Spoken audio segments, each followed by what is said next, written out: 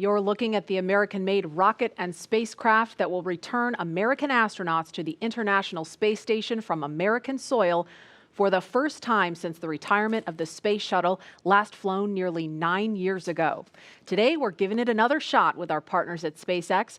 Wednesday's first attempt was postponed due to that wild weather.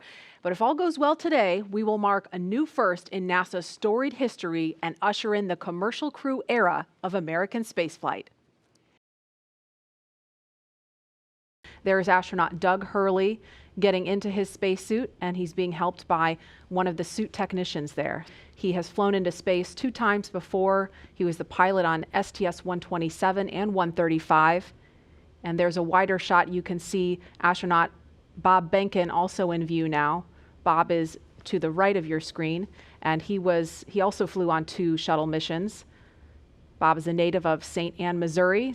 And Doug is from Appalachian, New York. He was born in Endicott, considers Appalachian his hometown.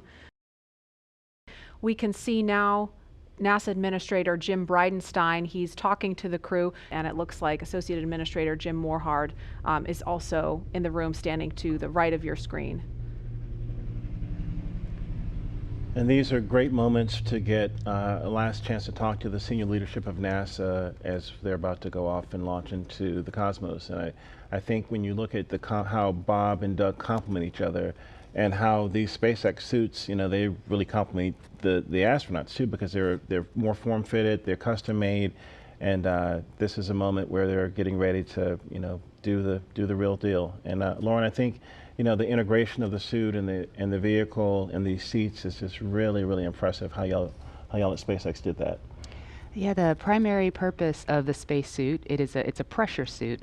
Now, the Dragon capsule is already pressurized, so even in the vacuum of space, the crew is safe when inside of Dragon, but in the unlikely event of an anomaly that causes the capsule to depressurize, we can actually flow oxygen or nitrox into the suit, and that will keep the astronauts pressurized in flight. So that's its main purpose. So it's that form and function, and some style there as well.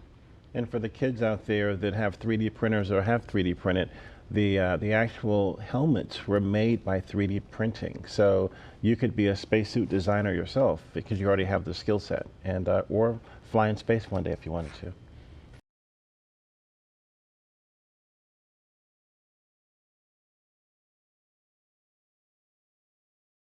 And we are looking at a live picture now of Bob Behnken and Doug Hurley walking down that hallway in the astronaut crew quarters. We just saw Doug wave at the screen, and they're just turning the corner, getting inside that elevator. And this, you can't see it from here, but there is a banner hanging there. You can kind of see it in the back. There's a banner hanging on the wall of the elevator with the signatures of all the people who worked on this mission. So it was really important for them to hang that up in there so Bob and Doug could see it. And there the doors are opening. Here they come. Great. And there they are, NASA astronauts. Small crowd, but big cheers. NASA astronauts Bob Behnken and Doug Hurley, Doug on the left, Bob on the right, waving to the crowd there to cheer them on.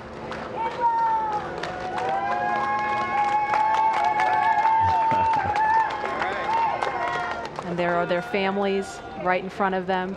The virtual hugs, a very special moment. Fist bumps. Are you going to be on good behavior? Are you going to listen to mommy and make her life easy? You can hear them. Ready? Let's light this candle, I agree. Launch America! Bye, guys. So much.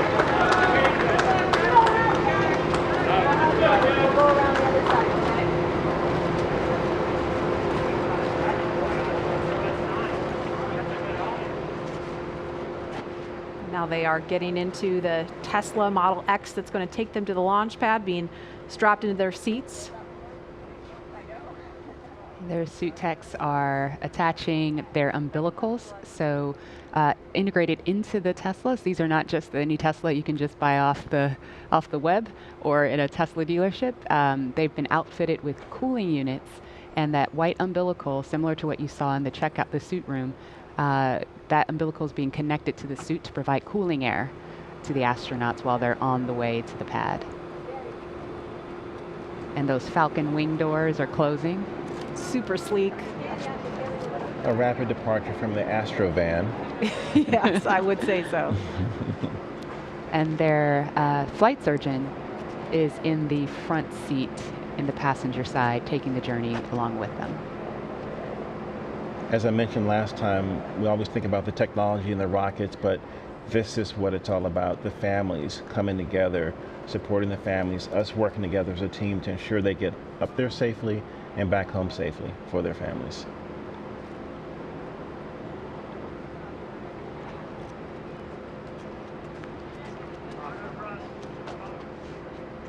I couldn't hear everything they were saying, but I did catch Bob telling his son to be good for mom and make her life easy. As a parent, I appreciate that. Let's see that prominent NASA meatball.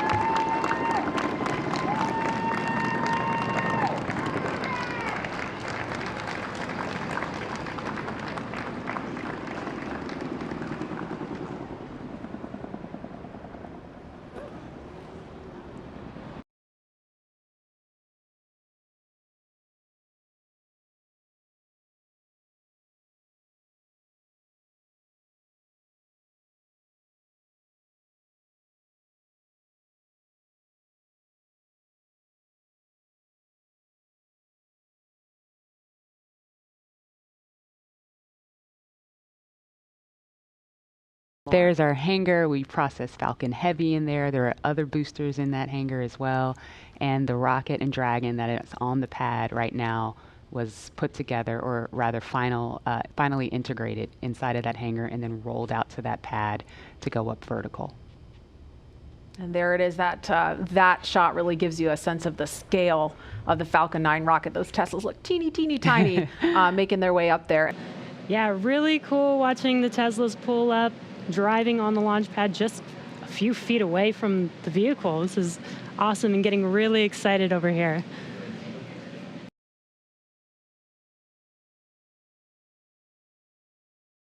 Looks like they've already gotten out of the car and they are walking up to the elevator that will carry them all the way up to the 255-foot level, and then they'll have a couple of steps to get up to the level where the crew access arm is. Core on countdown 1 at 2 hours 57 minutes. The crew has arrived at the pad on schedule. There they are, taking in the sight, craning to see the top of the Falcon 9 rocket. It's 230 feet tall if you round up, and then Crew Dragon is another 27 feet from the bottom of the trunk to the top of the nose cone. So when you're out there in person, it's really hard to describe just how large it is. Look at them getting excited. They're ready to get in the vehicle, get in the elevator, and make it to the top.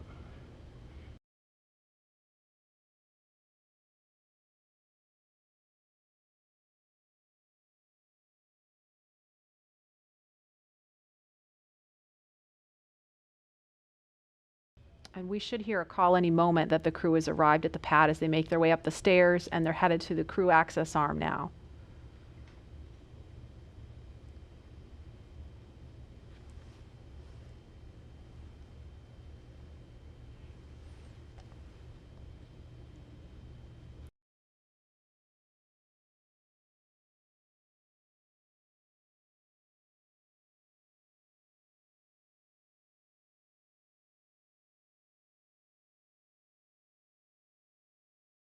So as you can see, they have already arrived at pad 39A, where Falcon 9 will lift off from at 3:22 p.m. Eastern time today.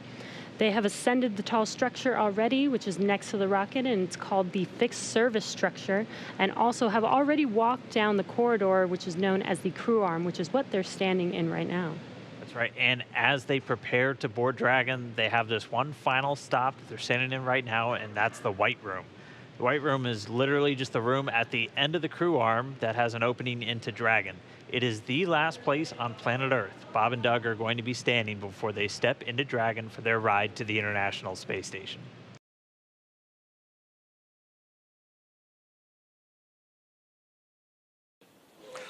Core on countdown 1 at T-minus 2 hours and 46 minutes. The crew has arrived at the White Room and its ingress is in progress on schedule.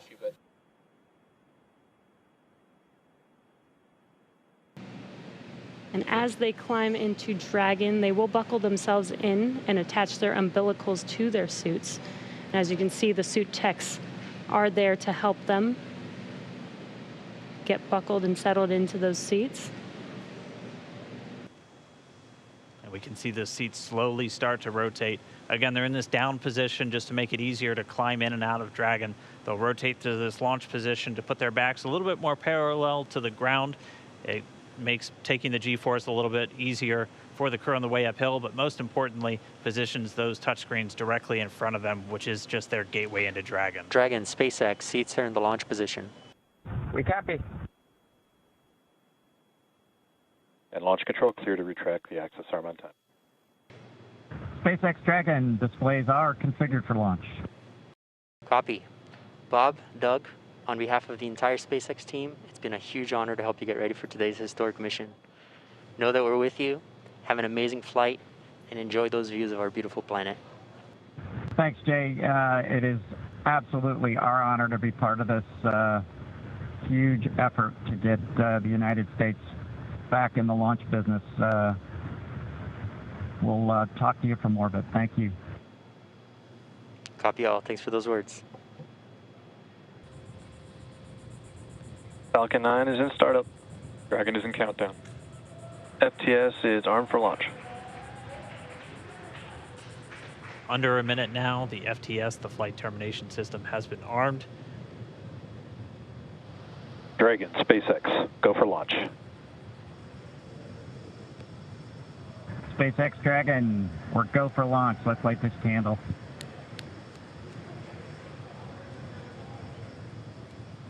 T-minus 30 seconds.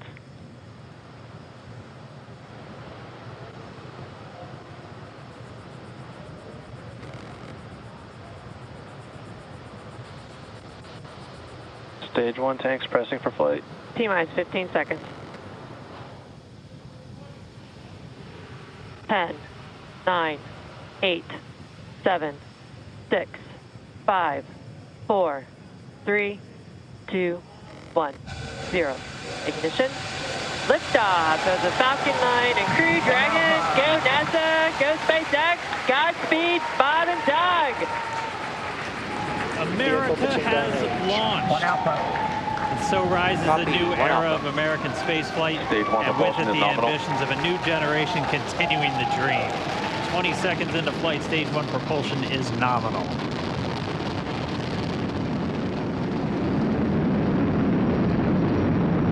T plus 30 seconds into this historic mission.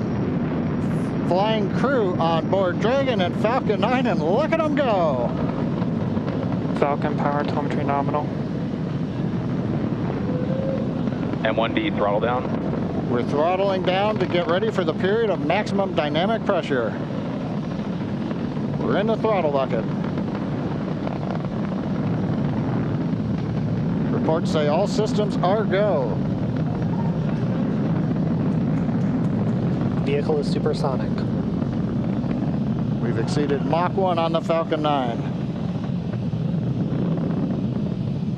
M1D throttle up. We're throttling Max Q. back up to full power as we're through Bravo. max Q. Copy, 1 Bravo. And we heard that 1 Bravo call out. That's just the second abort zone that they're in. They'll continue to be on this until the first stage has done its job and they switch over to the second. At this point, Bob and Doug pulling about 2.3 Gs, 2.3 times the Earth's gravity, already moving at over 1,500 miles per hour. We've heard the call out for MVAC engine chill. That's getting the MVAC engine ready to light. That'll come at about 2:44 into flight. Right now, everything continuing to look good. Next major event coming up is going to be the triple We'll have main engine cutoff of the 9 first stage engines, stage separation, and then ignition of the second stage engine to continue to carry astronauts into orbit. Coming up in about 20 seconds. M1D throttle down.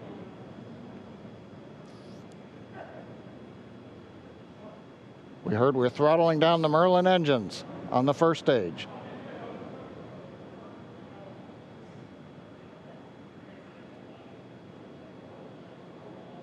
And we have MECO. MECO. 2 Alpha. Falcon stage separation confirmed. Copy, 2 Alpha. MVAC ignition.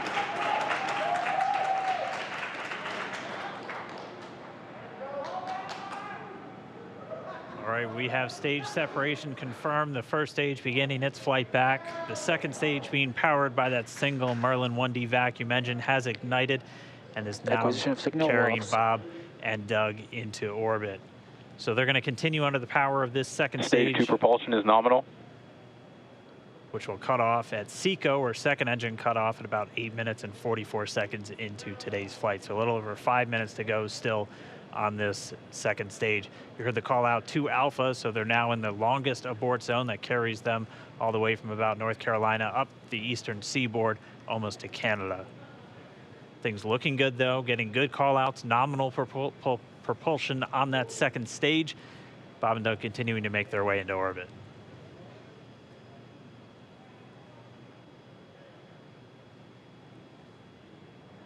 Dragon SpaceX nominal trajectory. Acquisition of signal in Bermuda. SpaceX Dragon nominal trajectory. All right, here in nominal trajectory, so Dragon pointed in the right direction, continuing to make their flight uphill. Heard acquisition of signal Bermuda. That's one of the other ground stations that they're using to get telemetry and data back from this spacecraft. Stage 2 propulsion is still nominal. And while they continue uphill, looks like we are getting a view of the first stage as well. Yep, on your right screen, you can see that first stage with the grid fins deployed. It's making its way back to attempt to land on our drone ship, Of Course, I Still Love You Today. Stage 1 entry burn startup.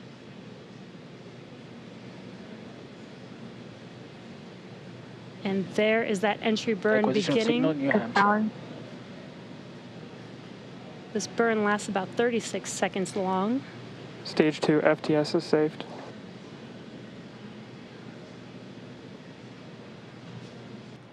Now we are waiting for our first stage to make its way to our drone ship, Of Course I Still Love You. Dragon SpaceX nominal orbital insertion. Didn't get confirmation, nominal Dragon orbital copies, insertion. nominal orbital insertion. And what you're seeing on your screen is a live view of our drone ship, where our first stage will be coming down. Looks like we lost that live view, but we'll wait for confirmation of that landing shortly here. Falcon 9 first stage is successfully landed. And there you can see on your screen, Falcon 9 has landed. This is the first Falcon 9 to carry humans to orbit, so very exciting for us. And as you can see on your right screen, Bob and Doug are still making their way to their targeted orbit. M1D to recovery 1. So exciting today. M1D. It doesn't stop. It does not stop. All right, we did hear again that call out, good orbital insertion, so that means Falcon 9 and Dragon right now exactly where they're supposed to be. M1D to FRC on recovery 1. And it's right at about 12 minutes when Dragon will separate. Looks like we saw a 0G indicator floating around there. I know Bob and Doug owe us a little bit about what exactly that is that they brought up with them.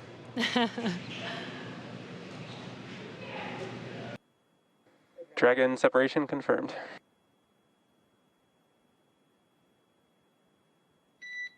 Countdown 1 is unmerged. Separation confirmed. And there's that call out. Dragon is now officially making its way to the International Space Station today. Dragon SpaceX with that separation call. We have a few words for you from our Falcon 9 team. Standing by. Dragon, Chief Engineer on Dragon to ground. Bob Doug, on behalf of the entire launch team, thanks for flying with Falcon 9 today. We hope you enjoyed the ride and wish you a great mission. Thanks, Bala. Congratulations to you and the F9 team for the first human ride for Falcon 9, and it was incredible. Appreciate all the hard work, and thanks for the great ride to space. Copy all. Power and Mike, proud of you guys and the rest of the team. Thank you so much for what you've done for us today, putting America back into low Earth orbit from the Florida coast. Copy all. Good luck. Godspeed.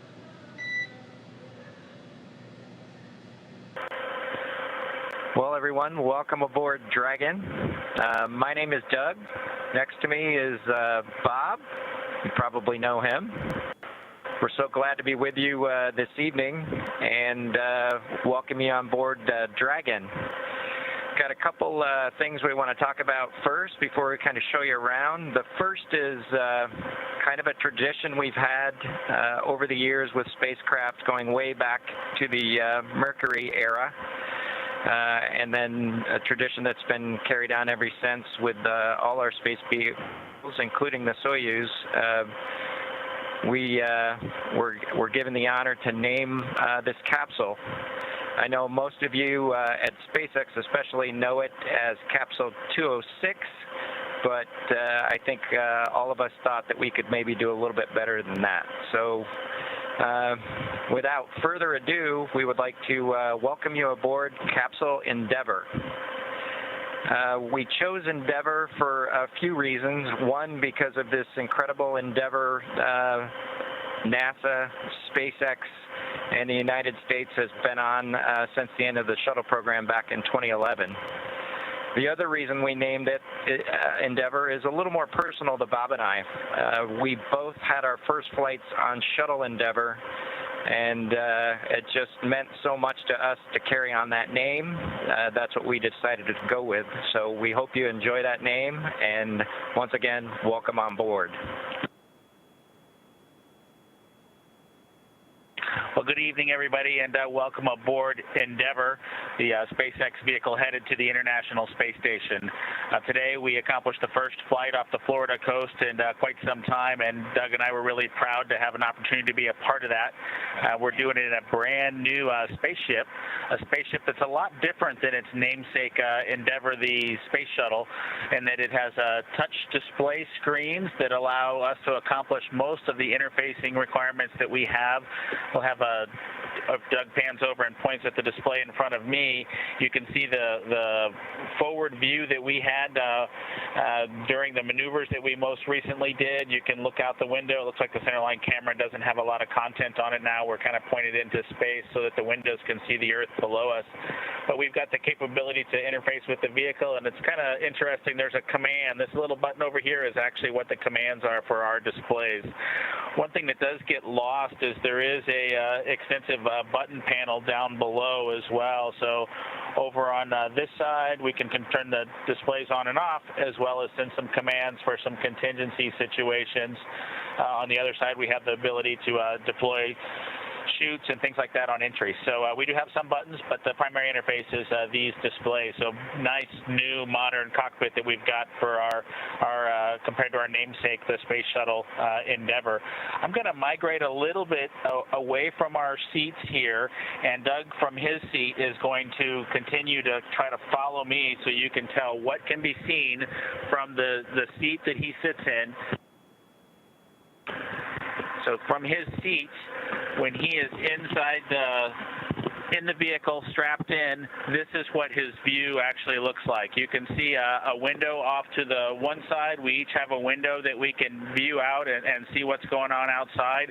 That was exciting on ascent for us to be able to see the arm rotate away from the pad, and that's when we both, I think, knew that we were going to launch today. So that was super cool. I've got one on my side as well. The hatch that we came in is the hatch that's right behind me. It is a little bit of a tight quarters, but I'm going to try to demonstrate some of the capability that we have now that we're in zero gravity. So I think I was requested to do a backflip. I'm going to kind of do a side spin, which is a little bit of a permutation on that request. So hopefully you can see what it's like to actually float in zero gravity. And Doug and I are super excited that we got the opportunity to do this again today, even before the end of May. So that was super cool. We did, it turns out, end up with one stowaway on board our vehicle when we launched today. It was not just Doug and I who accomplished the launch here. We do have an apatosaurus aboard. We both have two boys who are super interested in dinosaurs. And we collected up all the dinosaurs between the two houses, and Trimmer, the apatosaurus, got the vote from the boys to make the trip into space today with us. And so that was a super cool thing for us to get a chance to do for both of our sons, who I hope are super excited to see their toys floating around with us on board. I'm sure they would rather be here given the opportunity, but hopefully they're proud of this as well.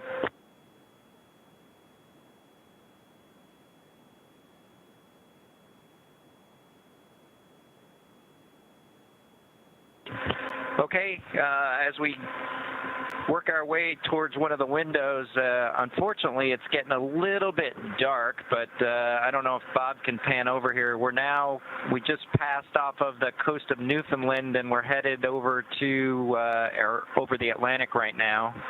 I don't know if you can get a good picture of that.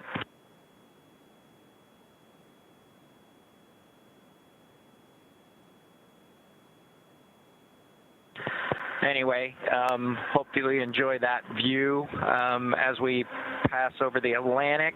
And I think with that, we will work ourselves back into the seats and wrap things up for this evening.